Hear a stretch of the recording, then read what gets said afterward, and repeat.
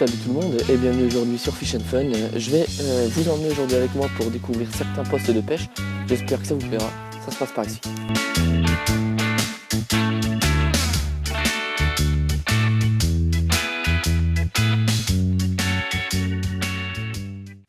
Nous sommes arrivés et nous nous retrouvons sur notre premier poste. Comme vous pouvez voir derrière moi, c'est un lac magnifique. Donc il se situe sur Villeneuve-d'Ascq dans le nord. Donc on est au lac du Héron. Donc le lac du Héron, qu'est-ce que c'est? C'est un lac qui fait partie en fait d'un groupe de 6 autres lacs, enfin de 5 autres lacs. Nous avons le lac Saint-Jean, nous avons le lac du Canteleu, le lac du Quincampoix, le lac du Château, le lac des Espagnols. Donc on a 5 lacs plus celui-ci qui reste le plus grand, c'est le lac du Héron qui fait 25 hectares.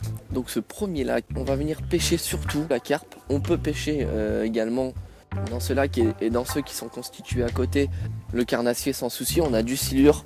Mais pour le carnassier, comme vous avez peut-être pu suivre mes vidéos précédentes où j'ai parlé de street fishing, c'est vraiment la technique qui me plaît le plus dans la pêche au carnassier. Donc il va nous falloir le permis fédéral. On est restreint à certaines règles. Donc n'hésitez pas à vous renseigner sur ces 6 lacs, lesquels sont pêchables et lesquels sont interdits à la pêche. Je sais que le lac du Château par exemple, lui, est interdit à la pêche. Alors le lac des Espagnols, lui, était autorisé parce qu'on avait pas mal d'algues dans celui-ci. Depuis que les algues sont parties, le lac des Espagnols est redevenu privé. Il est réservé pour l'école de pêche. Je pense avoir tout dit sur ce spot. Donc comme vous pouvez voir, on a vraiment un panorama magnifique. De l'eau à perte de vue, nous avons énormément d'oiseaux, on a même des perruches. Si vous avez la chance de venir pêcher ici, peut-être que vous pourrez les croiser. Donc je vais vous montrer rapidement le panorama pour que vous puissiez voir ce que ça donne. Et je vais m'empresser de vous emmener sur un autre poste, vous allez voir, il y en a pas mal. Et j'espère que ça va vous plaire.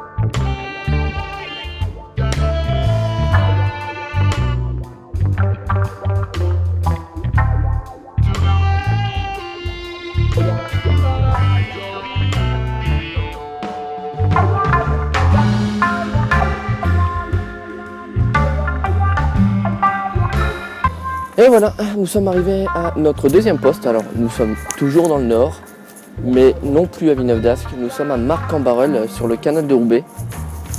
Donc oui, le canal de Roubaix passe à Marcq-en-Barœul.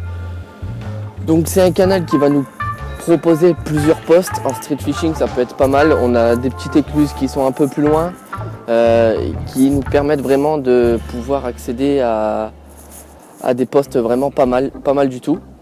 On va voir un pont également un petit peu plus loin au niveau des écluses. On va pouvoir aller se mettre en dessous. Ça peut être un bon poste. Donc je vais vous proposer de vous balader tout au long de ce canal pendant quelques secondes, histoire que vous puissiez voir un peu à quoi il ressemble. Et on se retrouve tout de suite pour le prochain poste.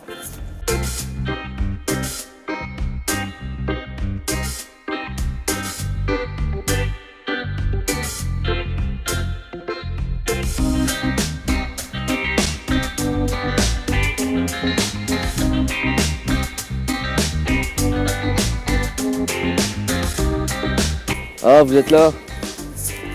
Eh ben ça tombe bien, ça tombe bien. Comme ça, je peux vous montrer un peu le pont dont je vous avais parlé. Vous savez, la petite écluse. On peut aller pêcher juste en dessous du pont, ça peut vraiment être pas mal. Ça va être un bon petit poste à tester, ça. Bon, allez, on se retrouve tout de suite pour le prochain. Donc voilà, nous sommes arrivés sur le prochain poste. Nous nous trouvons plus dans le nord, mais dans le Pas-de-Calais. Nous sommes à une vingtaine de minutes de Béthune.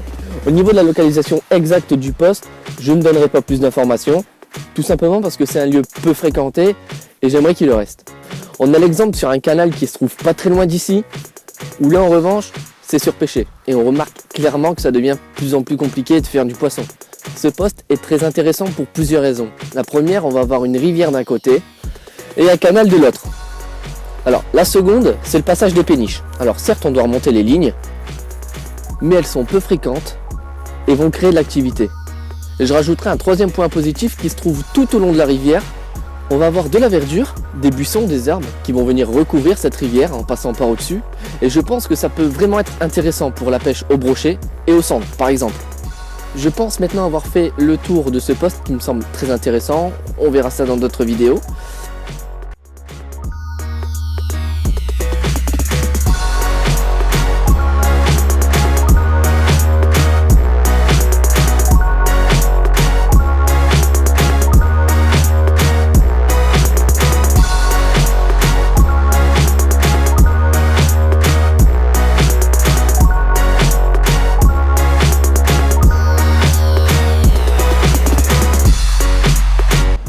Voilà les amis, j'espère que cette vidéo vous aura plu.